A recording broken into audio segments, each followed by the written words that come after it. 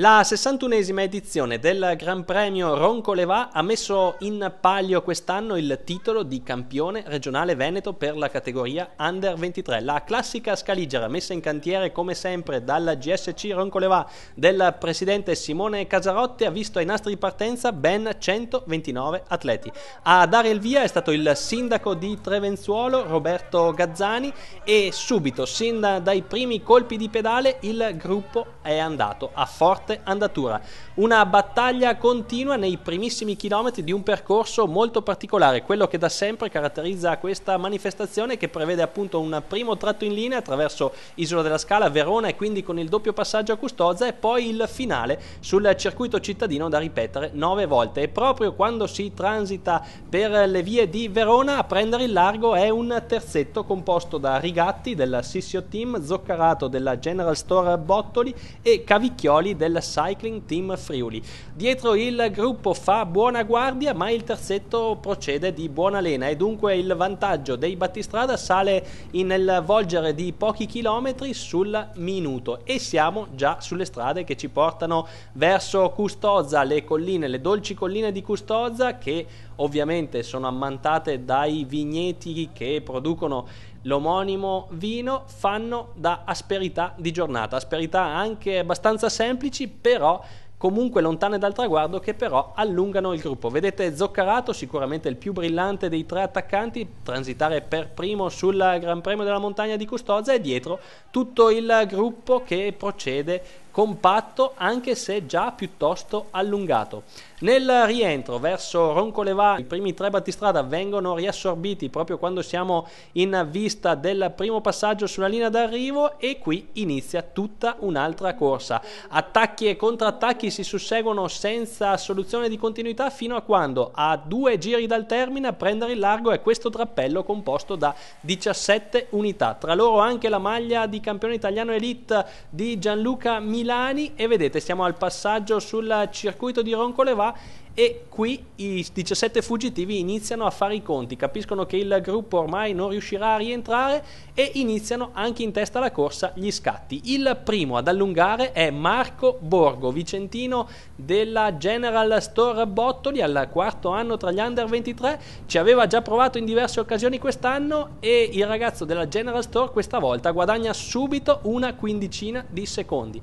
Alle sue spalle gli inseguitori si spezzano in diversi gruppetti, mentre Borgo prosegue dritto per la sua strada, non si volta mai indietro. Il ragazzo del Billy Ceresoli e del direttore sportivo ex professionista Giorgio Furlan, e transita così al suono della campana. Alle sue spalle rimangono dunque in 6 Toniatti e Giordani della Colpac, Rocchi della Viris Vigevano, Rocchetta della General Store, Lonardi della Zalf Euromobil Desiré Fior e Giacomo Ziglio della Work Service Videa Fausto Coppi-Gazzara.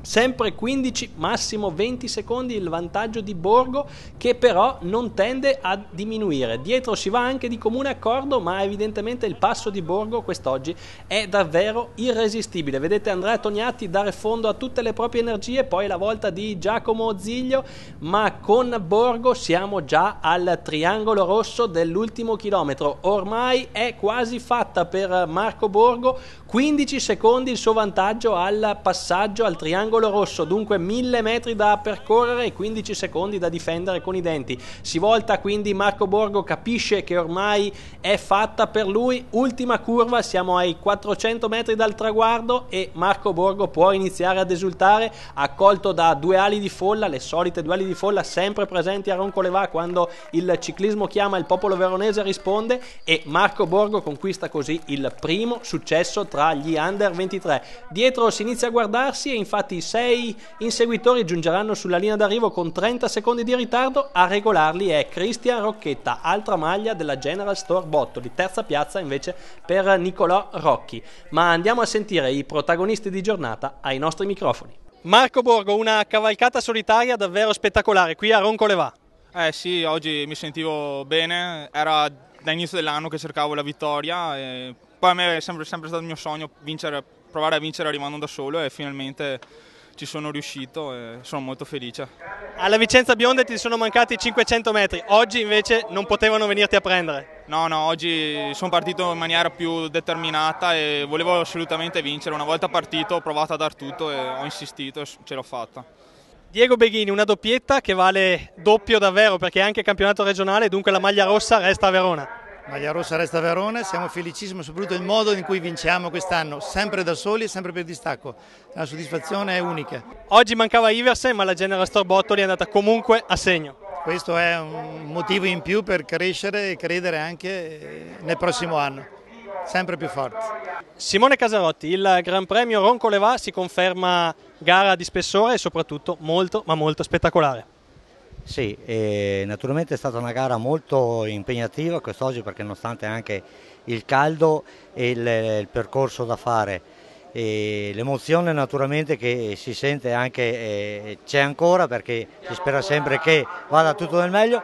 È andato tutto benissimo, per noi è stato un onore aver fatto il campionato regionale e hanno vinto di corridori anche naturalmente veneti, quindi ci vediamo al prossimo anno e in bocca al lupo a tutti.